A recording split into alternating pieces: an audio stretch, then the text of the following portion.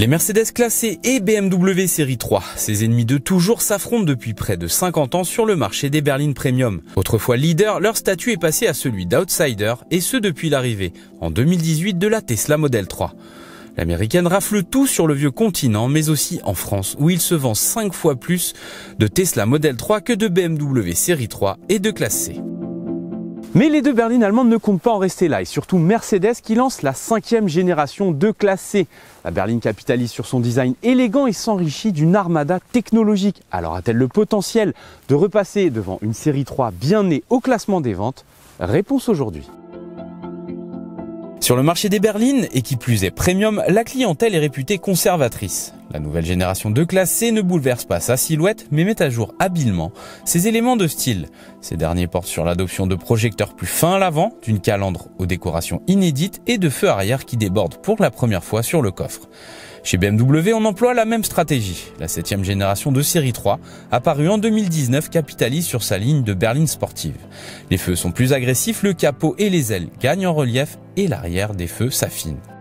À bord, la nouvelle classe C se métamorphose. Dès l'ouverture des portes, on est impressionné par cette planche de bord aérienne au milieu de laquelle trône un gigantesque écran multimédia de 30 cm de diagonale placé à la verticale. Ce dernier est complété par une instrumentation numérique grand format. Effet waouh garanti. C'est sûr, à côté, le cockpit de la série 3 se veut plus classique mais aussi plus pratique car il ne cède pas au tout tactile, ce qui facilite l'ergonomie, ne serait-ce que pour régler la climatisation. Il est aussi mieux fini, soignant davantage les plastiques et les assemblages. En contrepartie, toute la partie multimédia s'avère bien moins puissante. En matière d'aspect pratique, la série 3 se démarque par son nombre de rangements supérieur et aussi leur accessibilité. En revanche, les passagers seront plus à l'aise aux places arrière de la classe C qui offre un peu plus d'espace aux jambes. Mais en contrepartie, la série 3 offre un volume de coffre supérieur avec une ouverture plus large qui permet de charger plus facilement des objets encombrants. Dans les deux cas, les sièges arrière se rabattent et les deux modèles sont équipés d'une trappe à ski. Mais au décompte des points, c'est la série 3 qui se démarque sur le chapitre aspect pratique.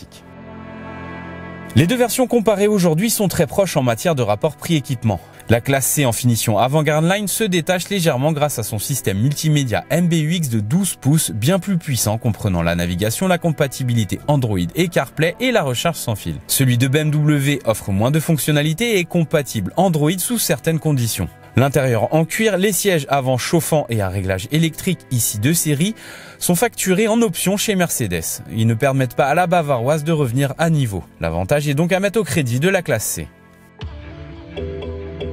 Une fois de plus, les deux rivales sont très proches en ce qui concerne le budget à l'usage. Le prix de départ des deux modèles est élevé dans les deux cas. Seulement quelques centaines d'euros les séparent et si l'on prend en compte les remises en concession, elles font pratiquement jeu égal. Il en va de même pour la consommation moyenne homologuée fixée à 4,6 litres pour les deux. Pour l'entretien, c'est aussi la même chose, les deux moteurs diesel étant équipés de chaînes de distribution qui ne nécessitent pas de remplacement. Enfin, elles sont garanties toutes les 2 ans et jouissent d'une cote élevée sur le marché de l'occasion. C'est donc match nul pour la partie budget. Aujourd'hui, elle est 7 de 4 cylindres diesel d'environ 200 chevaux équipés d'une hybridation légère permettant de consommer toujours moins. C'est terrible à dire, surtout à l'heure actuelle où les diesels sont chassés des villes, mais ils offrent tous les deux des consommations très basses, parmi les plus performantes du marché. Aujourd'hui, sur un parcours mixte, on a relevé une moyenne sous les 5 litres. Autant vous dire que difficile de faire mieux à l'heure actuelle. En ce qui concerne maintenant l'agrément de conduite, les deux voitures sont assez proches en matière de prestations avec des belles accélérations, une bonne gestion de la boîte automatique, mais ce serait plus à mettre au crédit de la série 3 parce que son moteur s'avère plus docile, plus civilisé à bas régime et surtout plus discret. L'agrément de conduite des deux allemandes est celui qu'on est en droit d'attendre quand on investit plus de 50 000 €. Il est très élevé chez l'une et chez l'autre. La classe C renforce une fois de plus son niveau de confort avec une insonorisation 4 étoiles et un amortissement à la fois souple et garant d'un bon maintien. BMW propose à peu de choses près la même chose avec en prime un dynamisme supplémentaire garanti par une direction consistante et un train avant plus incisif. Son freinage est aussi plus efficace, ce qui lui fait remporter la partie dynamique. La nouvelle classe C gagne en confort et en technologie pour revenir talonner la série 3. Malgré toutes ses qualités, la berline à l'étoile s'incline de quelques points face à une BMW peut-être moins moderne dans sa conception, mais plus aboutie.